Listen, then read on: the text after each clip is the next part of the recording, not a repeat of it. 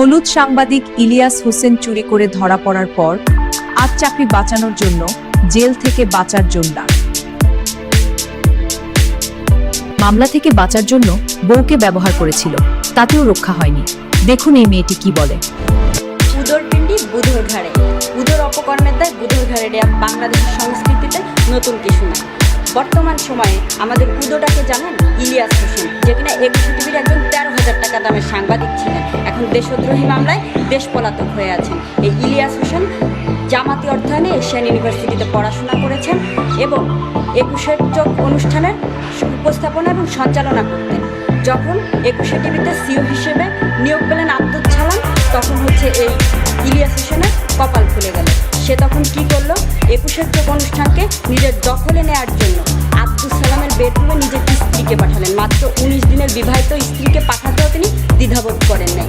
লজ্জায়, ঘৃণায়, অপমানে তার স্ত্রী স্লিপিং পিল খেয়ে আত্মহত্যা করার চেষ্টা করে এবং এই ইলিয়াস হোসেনের সহকর্মীরাই তার স্ত্রীকে উদ্ধার করে তারপর হাসপাতালে নিয়ে এই যাত্রায় তিনি রক্ষা পেয়ে যান।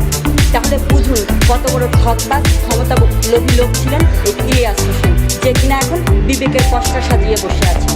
এই ইলিয়াস হোসেনের গল্প যদি বলতে শুরু করি শেষ করা যাবে না, তার ফিরিস্তির কোনো শেষ নেই।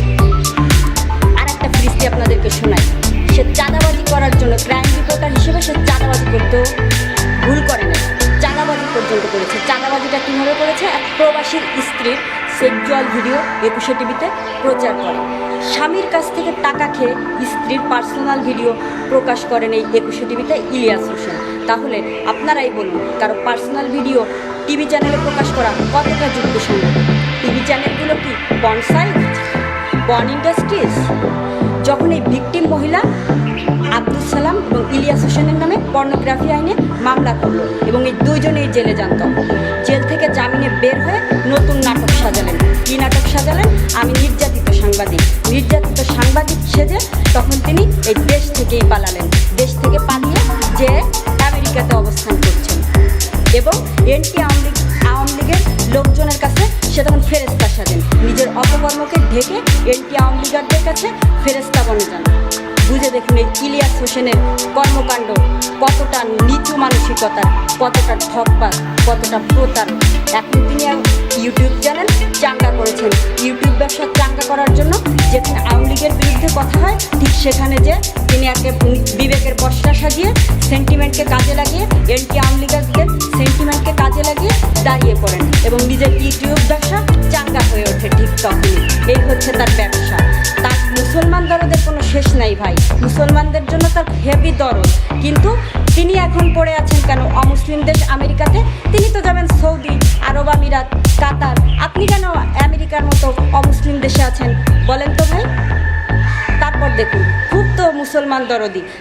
চাঁদের সাইদিকে দেখা নিয়ে তো কোনো ইসলামী ব্যাখ্যা দিলেন না ভাই, আপনি কেন দেন না? কারণ এখানে কোনো ফায়দা নেই, তাই তো? সারাদিন হচ্ছে জামাত ইসলাম আর বিএনপির তোষামোদি করা, পাকিস্তানের তোষামোদি করা আর ভারতকে গালাগালি করা, এই হচ্ছে আপনার প্রতিদিনকার রুটিন। এটা তো আমরা জেনেই গেছি, এটা তো আমরা প্রতিদিনকার দেখতেই পাই আপনার কার্যক্রম। একবার একটু জামাত ইসলামের বিরুদ্ধে 1971 সালে জামাতিদের কি ভূমিকা ছিল সেটা তুলে ধরুন তো, তুলে ধরুন 21 আগস্টের গ্রেনেড হামলা সম্পর্কে, তুলে ধরুন জজমিয়া নাটক সম্পর্কে, তুলে ধরুন তারেক জিয়ার হাওয়া ভবনের কর্মকাণ্ড, তুলে ধরুন এগুলা। যদি সাহস থাকে এগুলো তুলে ধরুন। পারবেন না তো নিজের পেটে তো লাথি মারবেন না। যারা আপনাকে এখন মাথায় তুলে নাচতেছে, এইগুলো যদি তুলে ধরেন, তাদের ফিরিস্তি যদি তুলে ধরেন, তাহলে আপনার পেটেই লাথি মারবে, আপনার 14 গোষ্ঠীর শ্রাদ্ধ করবে, আপনার 14 গোষ্ঠীর 40 আয়োজন করবে এই জামাতি সাধুরাই। এটা আপনিও খুব ভালো মতন জানেন। জামাত বিএনপির লাফালাফি দেখে নিজের মুই কি হনুরে ভাবা বাদ দেন, ঠিক আছে? নিজের পেটে তো লাথি মারবেন না। আপনার বাপদাদারা ছিল জামাতি রাজাকার, আপনিও হচ্ছে সেই পথেই হাঁটছেন, একজন নব্য রাজাকার। আপনারা তো আপনার বাপদাদারা কোনোদিন এই দেশ ছেড়ে যায়নি। 71 সালে বেইমানি করছে দেশের সাথে, রাজাকারদের সাথে হাত মিলিয়ে ধর্ষণ, লুট, হত্যা এগুলো করেছে। কিন্তু দেশ স্বাধীন হওয়ার পরে তো পাকিস্তানে যায়নি, পাকিস্তানরা সব বেইমানদেরকে জায়গা দেয়নি। এখন আপনারাও যাবেন না। আপনারা না যে এই দেশেই থাকবেন, এই দেশের মানুষের সাথে বেইমানি করবেন এবং এই দেশের সম্পর্কে যত ধরনের অপপ্রচার করা যায় ষড়যন্ত্র করা যায় সেইগুলোই করবেন। এখন বিদেশ থেকেও থেমে নেয় আপনি, বিদেশ থেকেও এই দেশে ফ্যাসাদ লাগানোর চেষ্টা করেন। এই দেশে আপনি জল ঘোলা করে জামাত বিএনপিকে ক্ষমতায় আনার অপচেষ্টা করছেন, কোনোভাবেই সফল হবেন না। এই কথাটা মাথায় রেখেন। আপনার তো জাতীয় সঙ্গীত চুলকানিয়েছে, জাতীয় সঙ্গীত নিয়ে আপনার কত চুলকানি। আপনিই বলেন পাকিস্তান আপনার পাকসার জমিন, পাকিস্তানে যান না কেন, পাকিস্তানে চলে যান, পাকিস্তানে যে ওই দেশের নাগরিক হয়ে যান, তখন পাকিস্তানরাই বলবে এক কুত্তা মাটি মে লেটা है। চুরির ঘটনায় ও জেলে যাওয়ার ভয়ে ইলিয়াস হোসেন বিদেশে পালিয়েছে।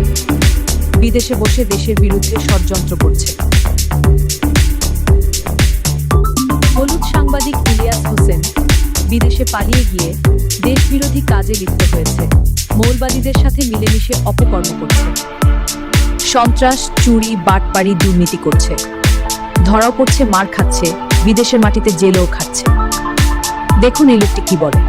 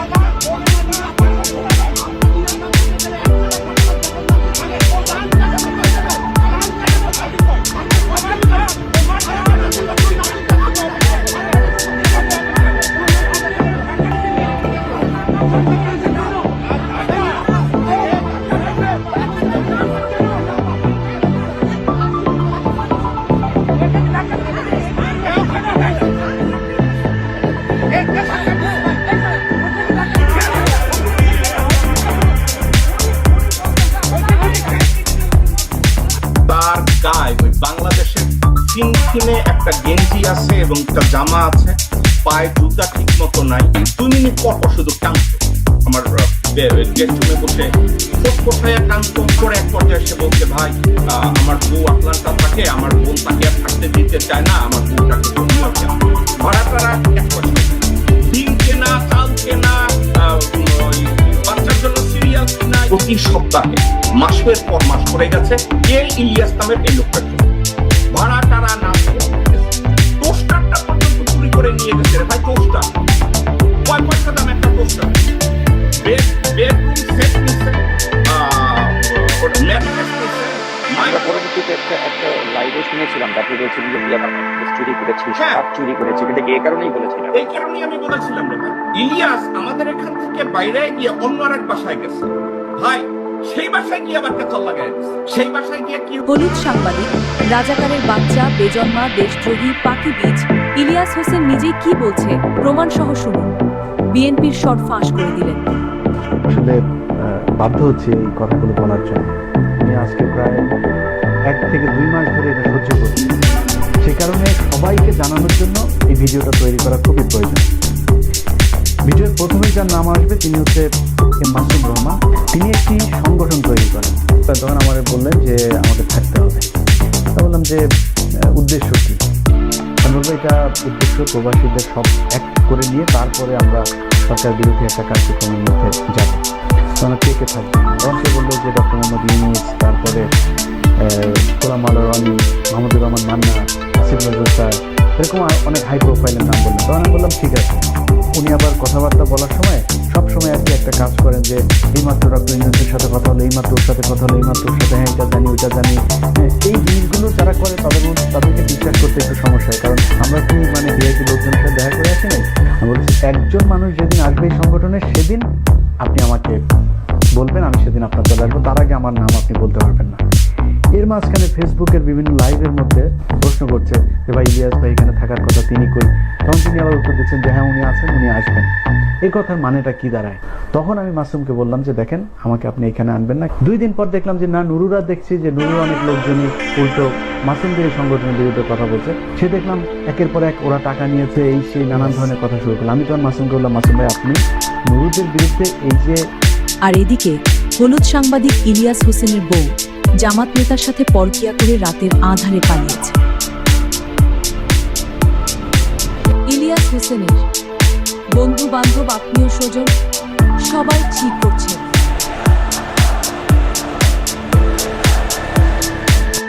সবাই চিৎকার করে বলছে ইলিয়াস রাজাকারের বাচ্চা বেজন্মা, উচিত বিচার হয়েছে।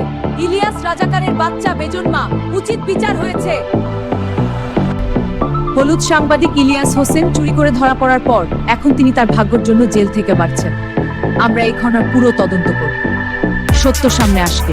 বাংলাদেশি সেলিব্রিটিদের এরকম আরো সব রোমাঞ্চকর ইনসাইড স্টোরি আর স্ক্যান্ডালের খবর সবার আগে দেখতে এখনই আমাদের ইউটিউব চ্যানেলটি লাইক, শেয়ার, কমেন্ট এবং সাবস্ক্রাইব করুন। ধন্যবাদ।